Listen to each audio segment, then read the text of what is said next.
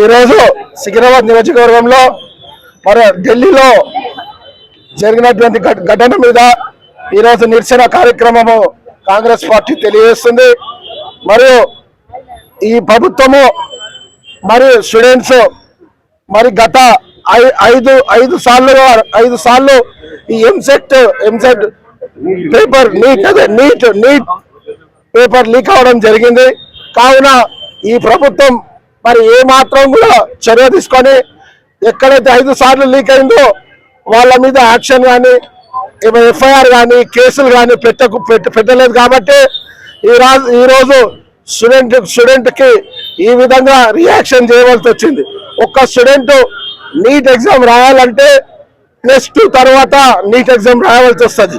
కాబట్టి వాళ్ళు 8th class ఉన్నప్పటి నుంచే ఈ కోచింగ్ తీసుకోవడం జరుగుతుంది. అంటే ఒక్కొక్క స్టూడెంట్ 5 ఏళ్ల పాటుగా కోచింగ్ తీసుకొని మరి కోచింగ్కు లక్షల రూపాయలు వాళ్ళ పేరెంట్స్ చెల్లించి మరి ఎంతో ఆశతోని మరియు వాళ్ళు ఎగ్జామ్ రాస్తే మరి 5 సార్లు కూడా మరి గవర్నమెంట్ మరి ఫీజు కట్టించుకొని కూడా మరి పేపర్ లీక్ అయిందంటే మరి ఎవరు బాధ్యత వహించాలి? గవర్నమెంట్ బాధ్యత వహించాలి.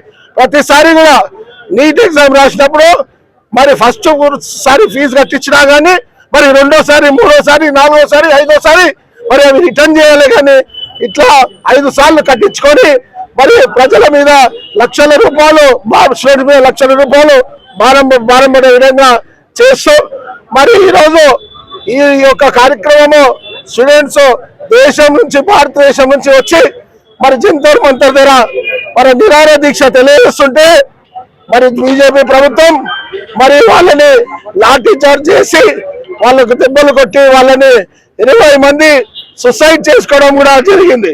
కావున మరి వాళ్ళు దీక్ష చేస్తుంటే నిరాహార దీక్ష చేస్తుంటే వాళ్ళని లాఠీ చార్జ్ దెబ్బలతో కొట్టింది. కాబట్టి ఇమ్మీడియట్ గా మరి ఎడ్యుకేషన్ మినిస్టర్ బాధ్యత వహించి ఆయనని రాజీనామా చేయాలని మేమంతా డిమాండ్ చేస్తాం. అదేవిధంగా మరి హోంశాఖ మంత్రి మరి స్పందించడం పోయి లాఠీ చార్జ్ చేయించి స్టూడెంట్స్ కి మరి రక్తాలు వచ్చే విధంగా కొట్టారు. కాబట్టి ఆయన కూడా రాజీనామా చేయాలి.